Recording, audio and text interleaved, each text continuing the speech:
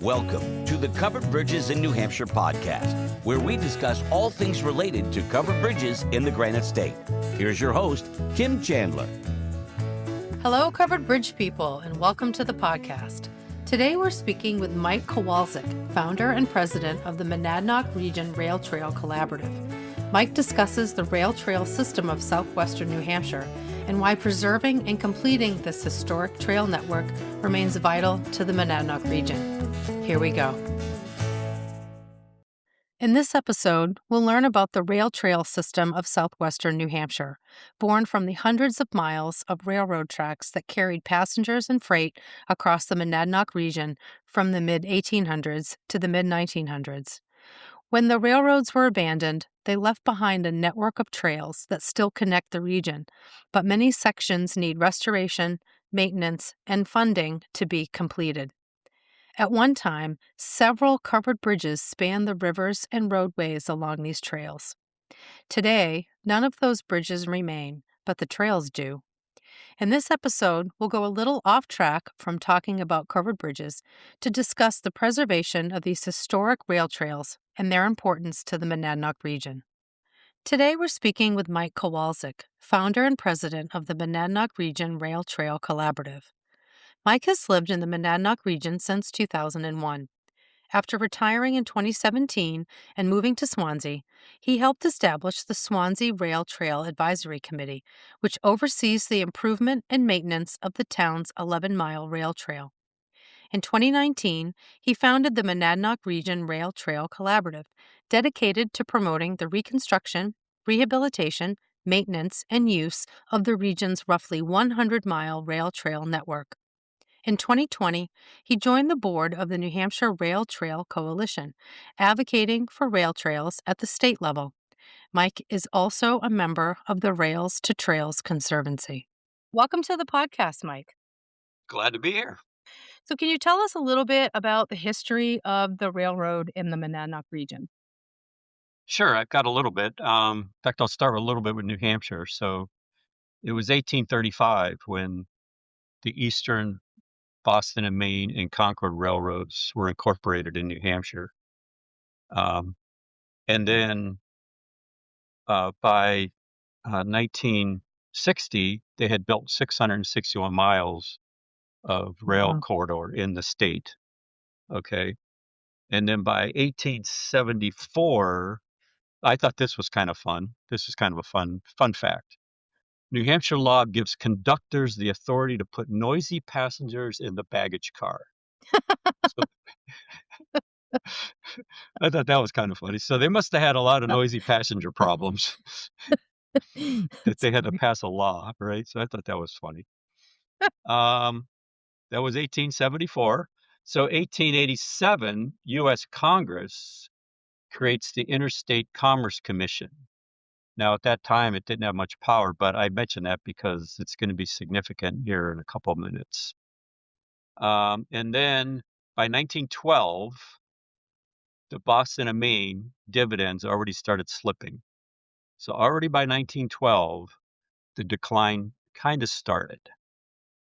And then in 1913, Congress passed what they call the Valuation Act, which now gave the Interstate Commerce Commission the authority to assess the value of all the railroad property around the country.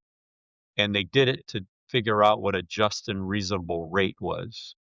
Because if you don't know, the railroad was privately owned, so they could charge whatever they wanted. Right. Now, the significance of this is they created all these maps of the whole railroad. So each map's about a mile. And on those maps was every feature of the railroad.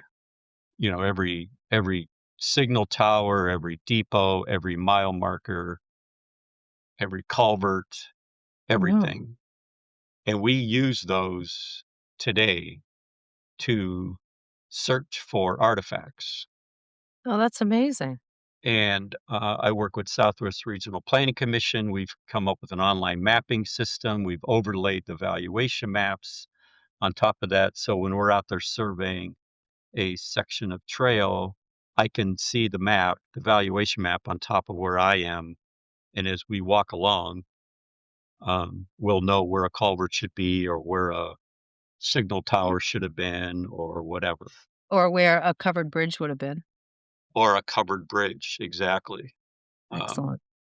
In fact, a lot of the bridges that went over the railroad, one sign of that are the telltales, if you're familiar with those, right? Yep. So if there was a telltale, and some are still out there, that meant that the bridge went over the railroad, right?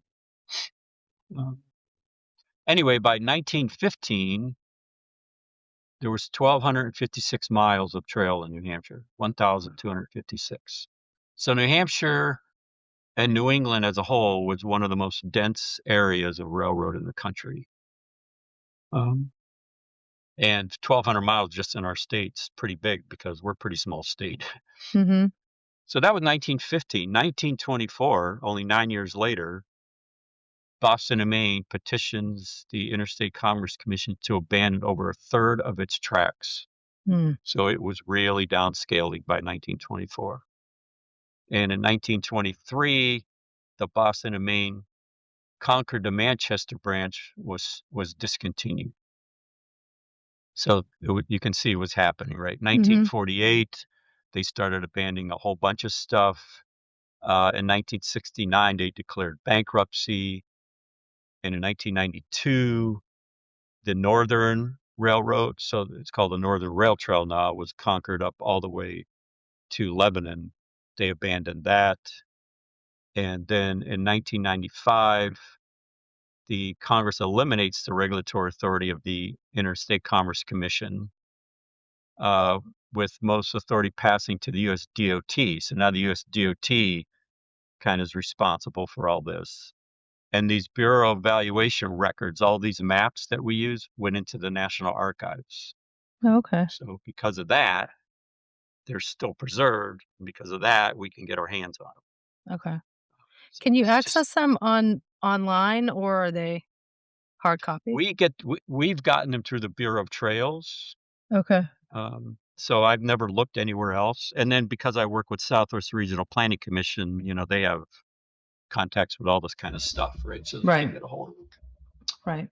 And one last kind of fun fact, I thought, in 1973, New Hampshire formed the Bureau of Off-Highway Vehicles.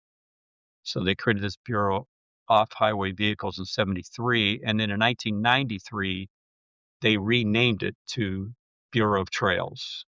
Okay. To now also include non-motorized trails and non-motorized users. Okay. So the Bureau of Trails actually came out of this off-highway vehicle, like ATVs, OHRVs, snowmobiles, that kind of stuff. And then they expanded it in 93 to include all user types. So it sounds like the state at least has been keeping their eye on the rail trails since they closed. Some of them anyway. Yeah. So the state purchased a whole bunch of stuff then at that time. And let me see, they bought, I think, 334 miles of abandoned corridor in the state exists today. And all of those are rail trails. Okay. Okay. They own another 207 miles of active rail corridor in the state. So that's 541 miles. And then there's another 91 miles of non-state owned rail trails. So these are typically through cities, like Keene has 1.5 miles. I think Manchester has a couple miles. I think mostly through the cities. The cities own the rail bed, Okay. not the state. And So you there's said 632 miles total of rail corridor in the state. okay. Just curious. So I know that the rail trails were once privately owned. How did the cities end up did they have the chance to purchase the trail Again, when the my line was understanding back abandoned? in the 90s, the state bought like all the 630 something miles. And then over the years, they'll sell or literally maybe hand over to a city if the city's willing to manage it all, take responsibility, the whole remove the liability from the state. The state's willing to pass that on. Okay. But it's good that the state did it because it kept the whole corridor intact. Because places where they didn't do that, so for example, you're in Hancock, right? Mm-hmm. So there was a rail line that went from Keene to Hancock Mm-hmm. through Marlboro, through Harrisville, Mm-hmm. and that was not purchased by the state, and it was returned to private ownership, and now most of it's all broken up. Yes, it And is. some owners don't want anybody on it. Some owners don't mind. There's a couple bridges that are falling down because no one's taking care of it. So and I think that would have been a great corridor to have because it's Mm-hmm. an east-west connection between like Hancock and Keene, because there was a rail line that came up from Nashua up Mm-hmm. into Hancock. Yeah. Because there's that Elm City Junction that's there near Hancock in that area where a whole bunch of lines came together. Mm-hmm. So that could have still been intact more than it is today. There's still some of it there, but not all of it. Right. Yeah, we've walked a lot of those trails, and in one section off of the old Dublin Road, there used to be a bridge. I don't know if it was covered or not. It probably wasn't, but there was very large stonework there, and one half of it is still there, and the other half has just been torn down on someone's property. Mhm. It makes me Right. sad every time I drive by it that it was just taken Right. out. Yeah. Yeah. One thing I've learned about getting involved with this and researching other states, New Hampshire is one of the states that has tried to maintain the history of the corridor that they still do have intact. We go to other states and there's almost like no history at all. Mm. That was all removed. In some states, the trail's beautiful, like New York.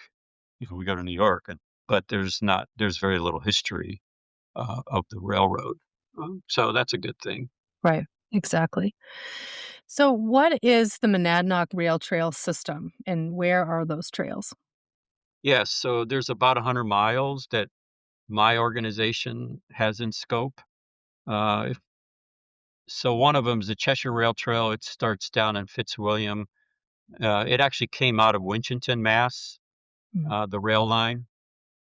It goes through Fitzwilliam, Troy, Marlboro, Swansea, Keene, and then it keeps going north into Surrey, Westmoreland, Walpole, and it actually could get there is a way to get into Bellows Falls, Vermont. Oh, nice. So that line can connect to Winchton and to Bellows Falls. The trails aren't connected yet, but we're working on that to try to get those connections. So Okay. that's one of them. That's the longest one. It's 40-something miles, 42 Mhm. miles, I believe. The Ashwelot Rail Trail starts in Keene at Emerald Street and goes southwest through Swansea, Winchester, Hinsdale, and ends at the Connecticut River.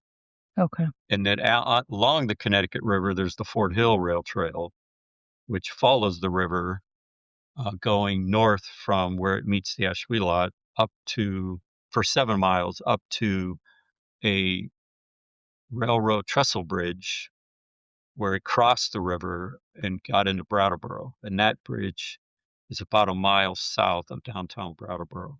Okay. That bridge is currently closed, but we've got a group of people working on it to try to get it opened for pedestrian use and snowmobile use. So there's a group on the Brattleboro side. We've got a group on our side of the river, and we're working to try to open that. And I would love to get that open so people can That would cross be the great. river. And That would be the great. bridge is unbelievable, 900 feet long, 2 tracks wide. You could hold a wedding out there if you wanted to. The thing is huge. That's great. So that's kind of the west side. Then on the east side where you are, there's the Monadnock Trail, which also came out of Winchton and went up through Rindge, Jaffrey, and then it connected with the Peterborough-Hillsborough Trail. And a lot of that's intact in Peterborough Mhm. and all the way up to Elmwood Junction into Mhm. Hancock. In fact, they did some work up in that northern part last year. I haven't seen it yet. Mhm. Um, then it gets kind of rough at Elmwood Junction because there's still an active rail line to get to Bennington. But then from Bennington going north, the Hillsborough Trail is not in bad shape. The surface is kind of sandy, so it needs surface work. It's been a couple years since I've been on it, but I think it's very fixable. So Yeah. I think the toughest part's going to be around your area, Yeah. trying to figure how to get through the Elmwood Junction area, that active rail line. Yeah. I heard it's not used very much, so maybe there's some hope there. We can convert it to a trail, but unsure about that. That would be great. Are those trail systems in, Hancock, are those owned by the state or are they owned by I know the Harris The one Center through owns a lot of that Okay, property. so if I start south again, so the Monadnock Trail through Renge and Jaffrey is owned by the state up into Jaffrey, and then Jaffrey owns, I think it's like a mile or 2 miles in Okay. Jaffrey. Peterborough owns their section from where the bagel shop, what's the bagel? I can't remember the Yeah. name of the bagel shop. From there going north, Peterborough owns, I'm pretty sure everything through Peterborough. Okay. My understanding is the state owns it in Hancock, Okay. and that even that active rail, somebody's leasing it from the state, but the state owns the rail bed. Okay. And then my understanding, it also owns it up through Hillsborough, Bennington and Hillsborough. The Okay. state also owns it. We walk out there quite often, and I always wondered if that was still an active rail trail because I've never seen a train go through there, but I don't also wanna be on it if a tra if a train is Right. coming, so, thank you for letting me know that it's active. Yeah, if we could Aware. I mean, typically the way we work is we try to find towns or groups or snowmobile clubs or whoever that's interested. And then we form a team, collaborate together to try to work to get the trail fixed. So if there's anybody in Hancock that's interested in trying to make improvement, I'm interested in helping and getting involved. And I work with Cheshire County. I don't know, is Peterborough, Hillsborough County, Hillsborough Co Hancock? Nah, Hancock is Hillsborough County, I think Peterborough might be as well, I'm not sure. Yeah. Okay. So we'd have to, if we want to get the county involved, we'd have to get a hold of somebody from Hillsborough County. Mhm. But Cheshire County's been a huge help for us. The grant manager writes grants. There's a grant specialist that helps implement the grants, Oh, wow. and it's been very successful. Yes. So, it was one of my questions was, what is the mission of the Monadnock Region Rail Trail Collaborative, and what are the stakeholders, and how do you it sounds like there's a lot of people with an interest, and it sounds like you pulled them all together? Yeah, that's kind of what happened, right? So when I got involved with this, the way I got involved was I used to live in West Keene. In fact, if I back up a little bit, I moved to Keene because of the rail trail. So Okay. we were living in Rochester, New York. I worked at Eastman Kodak. A guy I knew there moved here to work in Keene at Markham. We got connected and he said, Mike, we could use your skill set. I said, well, I only want to move if I can bike to work every day.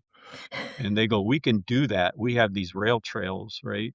So we built a house where the Cheshire Trail behind our house. And Nice. I biked to work for 17 years on that trail. Okay, so then I retire and we move to Swansea and the same trails behind our house again. Mhm. And I'm like, this is great. I can still bike into Keene. And the first time I tried to get on it, you couldn't even get through it. Oh, Nobody was no. taking care of it. So I got involved with the rail trail group in Swansea. And after about a year of that, I got to know the network. And I said, this is way bigger than one town. Mhm. And that's when we formed this collaborative. And initially it was with the planner from Swansea, a couple folks from Keene. It was a pretty small group just to get it started. And now we've expanded. We have a person from the Monadnock Conservancy, a person from Southwest Regional Planning Commission, a person from Cheshire County, the president of the Keene Snow Rider Snowmobile Club, representative from Westmoreland, just trying to get a more diverse group um, to represent the whole region. And that seems to be working pretty well. That's excellent. And how are the trails fixed? Like, who does that? You mentioned volunteers. You're smiling. Yeah, right. So it's funny because it depends. Um, so sometimes we'll get enough volunteers where the grant will pay for the rental of equipment, and then we have people that can run the equipment, and it's through those volunteers that we fix the trail. And that is a very efficient way to use the money because you're getting all this volunteer labor, Mhm. and it takes hundreds of hours. We did that in Westmoreland. We did 7 miles in Westmoreland with a few volunteers and a little bit of contract help when we had to lay down some material. Um, but the grant, which is the Recreational Trails Program grant, value is 100,000 plus a 20,000, well, 100,000 including a $20,000 match, and we were able to do almost that whole 7 miles, which is pretty far for Mhm. that amount of money. Uh, Is that a federal grant? yeah, it starts at the US DOT, Okay. then they allocate so much to every state, and then the Bureau of Trails is responsible to manage that within New Hampshire, and then people have to apply for it. Okay. Does the state 'Cause does the state fund any of that work at all? no, Okay. the state has no funding for Bureau of Trails in the general budget. The Bureau of Trails gets their funds from snowmobile registrations, ATV registrations, and dirt bike registrations, and then that money gets split 3 ways.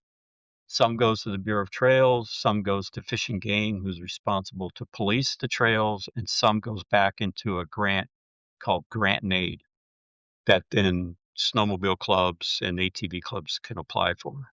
Okay. Okay. And I'm Recreational assuming Trails I'm sorry, no. Recreational Trails Program grant, which comes out of the feds, uh, again, Bureau of Trails manages it, but we're basically applying for a federal grant when we do that. Okay. So you would be applying for the federal grant, but other trail organizations in the state could be applying for that same pot of money. Oh, yeah, it's a competitive Okay. process. Yep, and there's always limited funds, and Right. that's why it's great. I got a good grant writer, which is Suzanne at the county, because she knows how to do these things. That's excellent. I think grant writing is the worst thing in the world. If any It's oh, people think that grants are free money. It's not free. no. No, they're not. It's a it's a ton of work. Even some grants, it's a ton of work after it's all done. You have to report for like 5 years or something, right? Yes, you do. Yeah. So, yep. Yeah, a lot of the covered bridges in the state have received grant funding, and it takes years, from when they first ask for the money until the project is actually completed. It takes Mhm. up I've seen 7 to 10 years Oh, in yeah, that we've process. got a transportation alternative program grant in Swansea, TAP, it's called. Mhm. We applied in 18, we still haven't the work still isn't done. Wow. Yeah. Yeah. It so, this makes me think of this question. So I know there are a lot of people involved with snow machine clubs and those types of things. So Mhm. those people will typically partner with you to fix the trails, I'm assuming, for their own use, I would assume. So Well, yep, mhm, so, you mentioned earlier about being the glue. So when I got involved with this, I learned there was a lots of different groups interested in the trails for their particular reason, but nobody or very few people wanted to, like, pull everyone together. mhm, And my my work experience is project management, and that's probably perfect. the skill I'm exercising the most right now. That's perfect. Um, so, for example, we did a ch project in Troy last year. It involved the Keene Snow Riders I'm sorry, the, Monadnock Snow Moles, the Troy Conservation Commission, Cheshire County, and my organization. It was pulling all those groups together Mhm. that made that happen. right? Because everybody's bringing a different perspective or skill to the project. Mhm. And you need all of that because I Right. say this is way bigger than any one of us. Exactly. And historically, the snowmobile clubs have been using these trails for years. I mentioned back in the 70s, they actually started doing this stuff, but their focus had always been snowmobiles. Mhm. So what that means is, around October, maybe November, they'll go out, see if any trees are laying across the trails, any bridges need to be fixed to make sure they can cross them, do some mowing if it's gotten way overgrown. But they're not really concerned about the trail surface. They're not that concerned about water management unless it completely washes away the trail, Right. um, because that wasn't what was needed for them, right? They're riding on 2 feet of snow, and it works great. Right. Um, so I came along and, I'm more on the biking, hiking, summertime use. And in many cases, at first, they're like, "Wait a minute, who are you and what do you want?" But then, once we get to know each other and we all realize we can help each other, it's been working really well for the clubs where we all cooperate. Um, That's so now excellent. I'm helping them get equipment and they're helping me keep the trail in good shape year round. I mean, it works. That's excellent.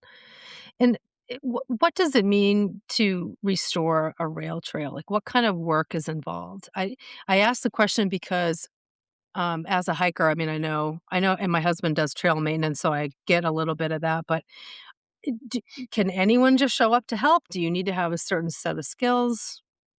How does that work? All right. So restoration typically means we got to get all the drainage ditches working again.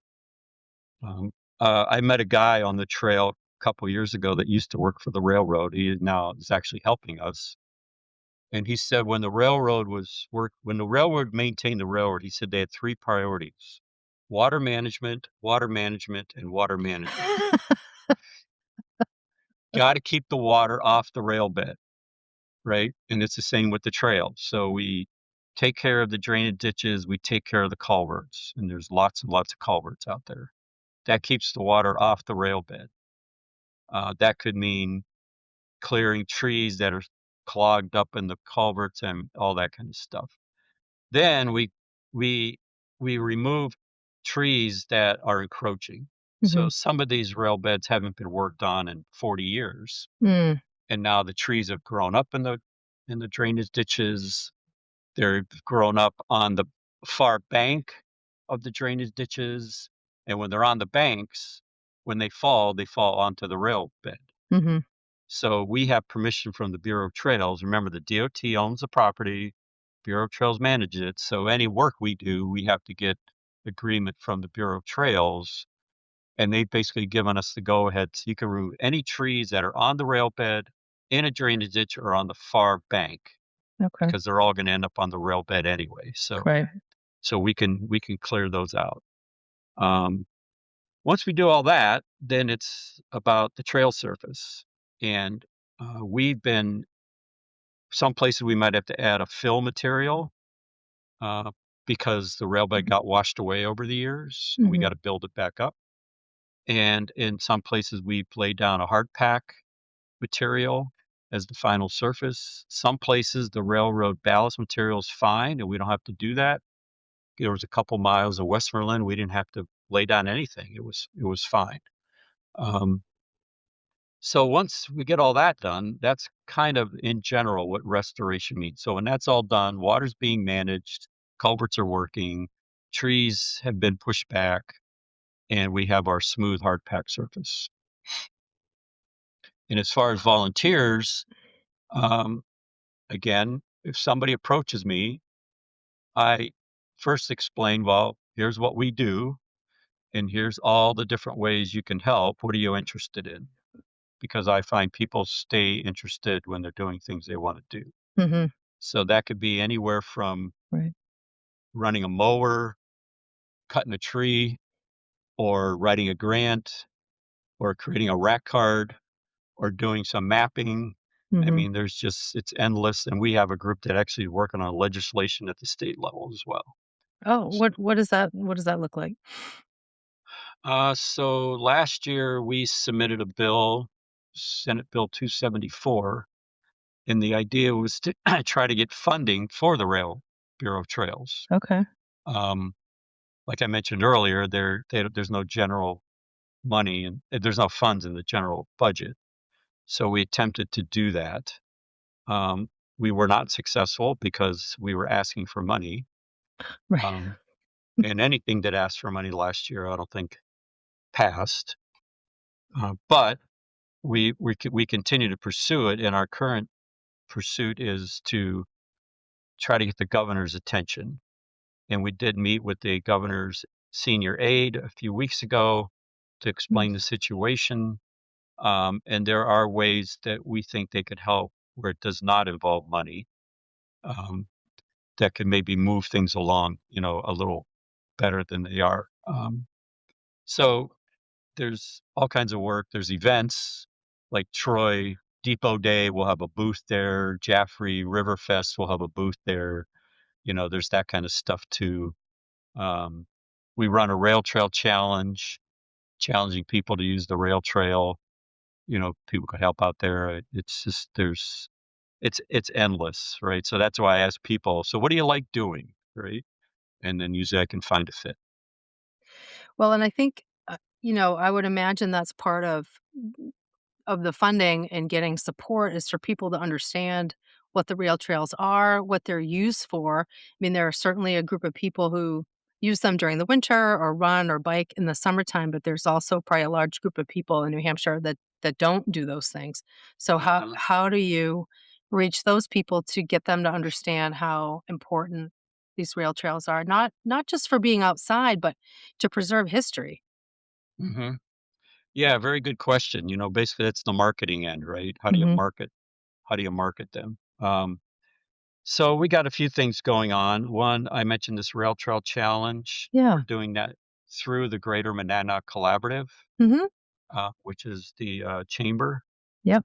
So, and they're doing a lot of the marketing. So their marketing is part of their uh, Greater Monadnock Collaborative Perfect. work.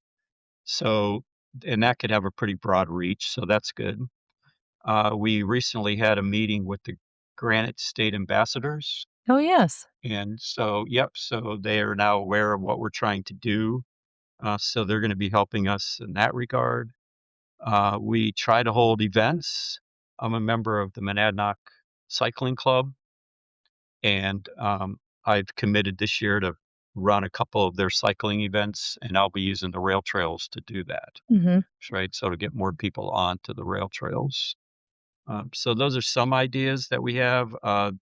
Bike Walk Alliance of New Hampshire runs a Tour de New Hampshire every year, and they try to have events around the state. We did one here back in 24. We were planning to do one in 25 in May because that was the month they were holding it, and the weather was terrible. Mm. So we ended up canceling and never did do it. So hopefully we can try to do that again this year, and that'll bring people from different parts of the state over to experience our trails. Um, the more we can get businesses involved and have them advertising, the better. I Mhm. still think we need to convince them it's a good thing. Some of them get it, like Darren up at Summit Winery. He gets it because he's right off the rail He's trail right in on it. Yep. Westmoreland. Yeah. He gets people, he says, coming in all the time, so he's more than happy to help us.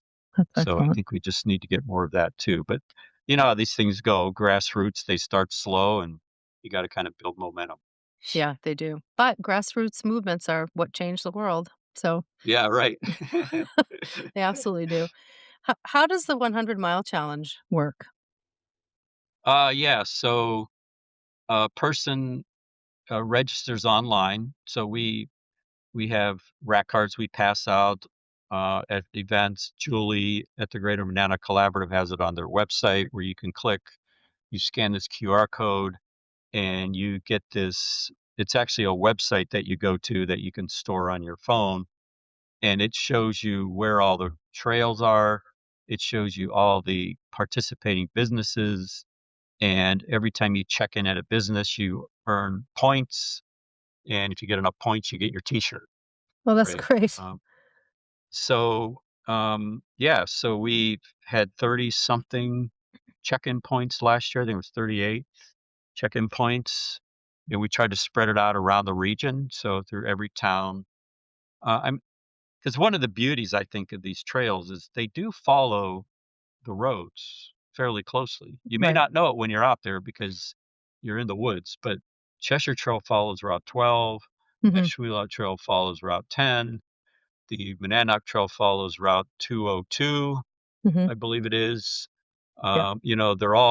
They're all close to businesses. Mhm. It's a lot closer than people think when they're out there. So Right. that's how that works. We There's been talk maybe we should have like a starting event to get people more into it and excited about that. That's being kicked around as another way to get people more aware of it. Um, but we had Last year was the first year. I think we had 250 or 60 people register, That's great. which when Julie and I started, she goes, "Well, Mike, what do you think would be success?" I go, "We got 100 people, will be good." Right. So I was happy about that. Now we're both like, "Oh, we should get 500 easily this year." Right. I don't know if we're getting greedy or not, but we're going to find out. No, I think that's excellent. Are there any particular points of interest along the trails that you would recommend for people to check out? As far as actual trail features, yeah, there's a few. I mean, the cut up in Surrey on the Cheshire Trail, it's a mile long. It's the longest in the state, 65, 70-foot high walls. The ice climbers climb this in the winter. Um, and so it's very, very unique. Mhm. That's one thing I could think of it. In fact, along the Cheshire Rail Trail follows, it's basically running along the ridge of the mountain. So there's something like 15 granite cuts on the Wow. Cheshire Rail Trail from beginning to end. Phew. There are a couple covered bridges just off the trail, one in Swansea, Sawyer's Crossing Road. I mean, you cross the road and you can see it. A Yep. lot of people stop there. So there's covered bridges. There's another one down in Winchester that's Mhm. um, just off the trail. There's the one in Ashwelot. You go right past it. There a few depots. There's a depot in Hinsdale that's actually a private residence. Oh. There's one in Huh. Fitzwilliam. There's one in Troy that have all been restored. So there's depots. Um, those are some of the things I could think quickly offhand. Is the big stone arch bridge in Keene, is that part of the rail trail system? Yeah, that's the Cheshire Rail Trail. That was actually called Joslin. Joslin was It was actually like a neighborhood name at the time. So it's called the Joslin Stone Arch Bridge. And just south of that was a station called Joslin Station, Okay. which is not there anymore, but that's where it used to be. But yeah, I think that's the biggest stone arch bridge in the state as well. It's beautiful. There's there's a few more smaller ones, one at Webb Depot Road in Marlboro. There's one down in Troy. Mhm. There's the one that goes over Arch Street in Keene. Um, so that's another one. So Right. there's several of those around because they use the granite, Yeah. out of the mountain. So when they Right. blasted through the mountain, they took all that granite and they built culverts and bridges. It's amazing to me, as people that live in the state probably understand how rocky and how many little rivers and streams and building a railroad here was an immense amount of work for such a short amount of time.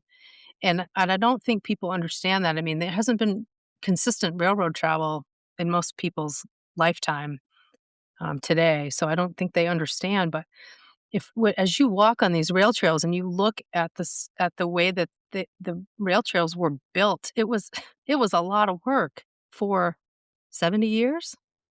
I thought it's every time I'm out there, I'm amazed because I could be walking through a cut that's 500 yards long, just to blast through that. And then Mhm. on the other end, it's usually a valley and they filled it all in. Right. So now I'm looking 60, 70, 80 feet down, right? That they Mhm. filled all this in to get the rail bed up. So, and one of the people I'm most impressed with that did all this was the surveyor. Yeah. That person decided where these things were going to go, right? I mean, there was nothing, right? Right. and they like, "We're going this way," right? Right. Kind of thing. I mean, Yeah. It's that person had a lot of skill. yeah. Well, and I am grateful that your organization are bringing people together to preserve these trails because they could very easily just be built over and lost as you know as some of the sections are. And I guess that brings me to my next question: is are there plans for these trails to ever connect? Is that even possible? Uh, yes, I have plans. So, um, well, the one I mentioned in Brattleboro, this Fort Hill Trestle Bridge, um, there's been a lot of momentum to open that recently, like in the last couple months. So there's a group on the Brattleboro side that wants to open it, and supposedly all their politicians over there are interested. Hinsdale, I work with Josh Green at Hinsdale. He said Hinsdale's interested in opening it.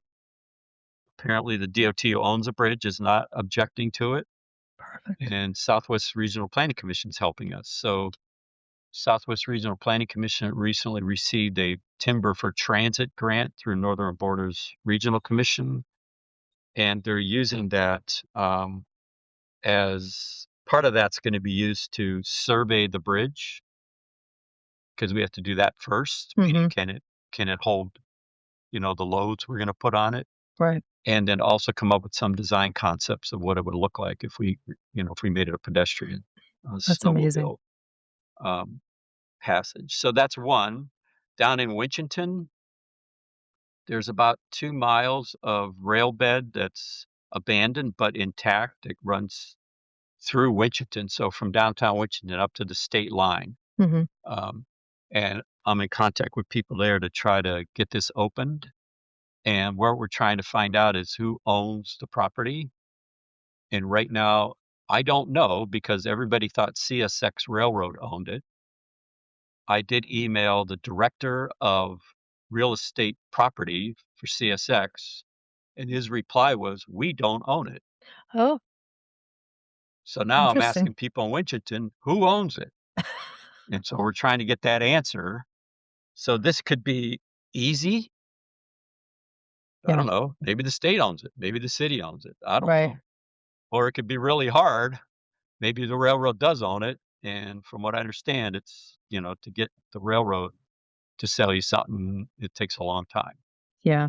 So, but there is a path, and then that same path out of Winchendon is to connect the Monadnock Trail going up through Ringe and Jaffrey. So, and that abandoned rail corridor still exists. We just got to find out the owner.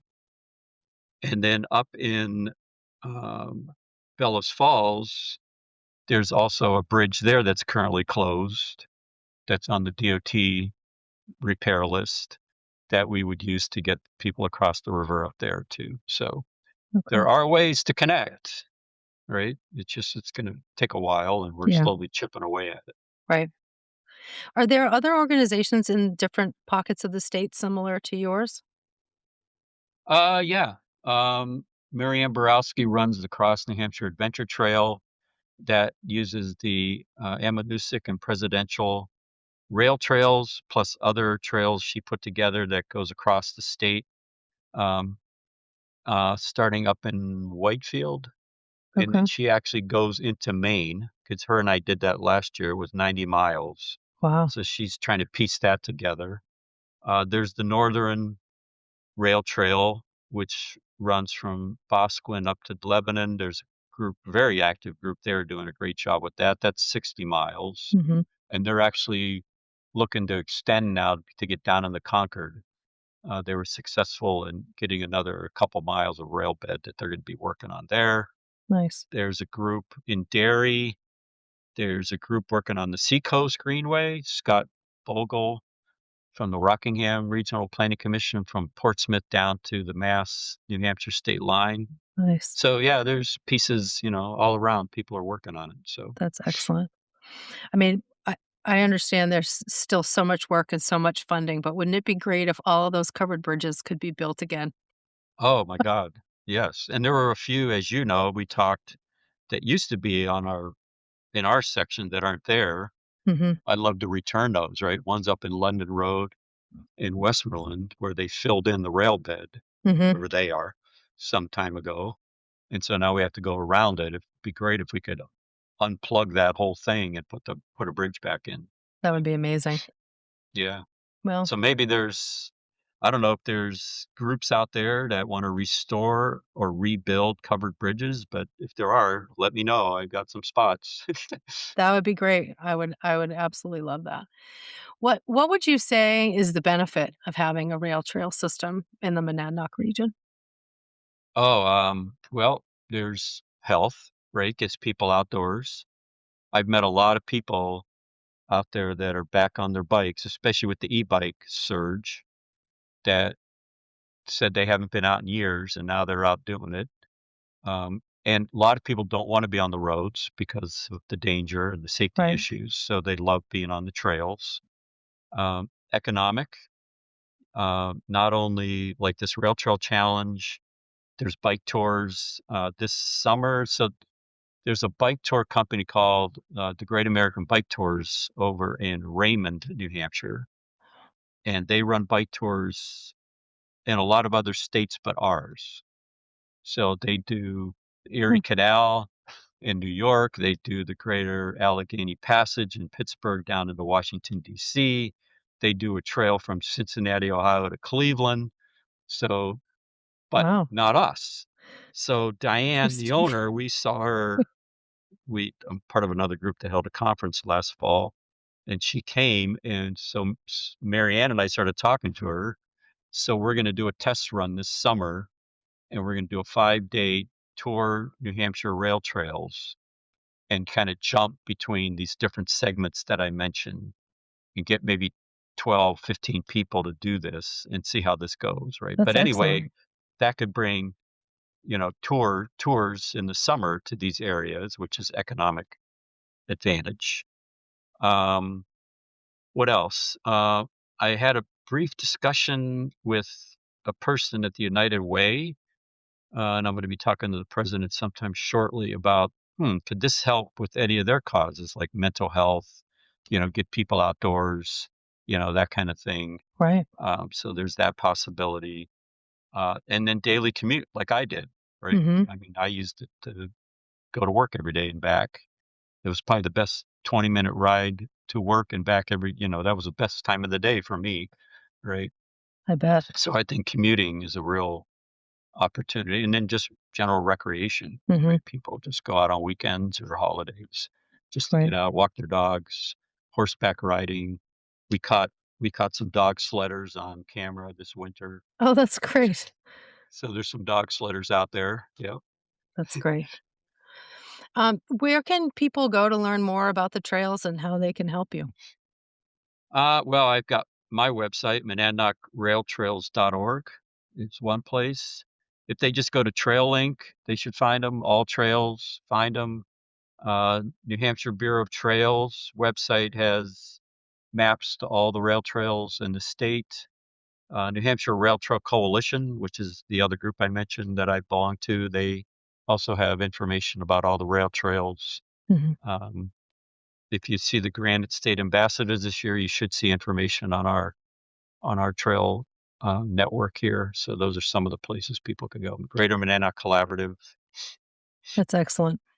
Well, it sounds like you've been able to partner with very critical groups in the state to work together to preserve these trails, which I think is fabulous. I know that some of the trails still have covered bridges. The Sugar River Rail Trail has 2, Yep. which is excellent.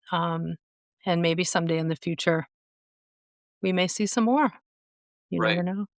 I do have Yeah. to ask you I do have to ask you before we end, what do covered bridges mean to you? Well, definitely unique to New England. I mean, there people come from around the country to see them, right? Yeah, And it's easy for us to just take advantage of them because we see them every day, but they're very unique.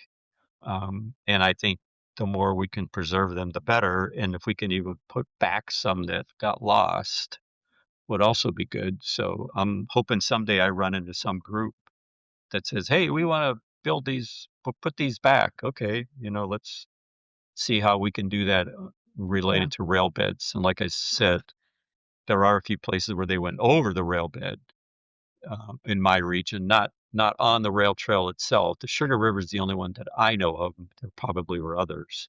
Hmm. But yeah, that would be good to be able to get some of those back to preserve that history and uniqueness. Great. Do you have a favorite covered bridge? Well, I was on the Sugar River last year. Marianne and I biked that, and those two are really cool Yeah, because they they're really are. really, really high Yeah, and they're really long. One's 275 feet long, yeah, and a rail car could go through it. And I just thought that was really unique. I'd never seen yeah, that before. So that was yeah. Those are amazing to just stand in and realize how small you are and how yeah, large those trains were going through there. right. Yeah, Yeah. pretty amazing.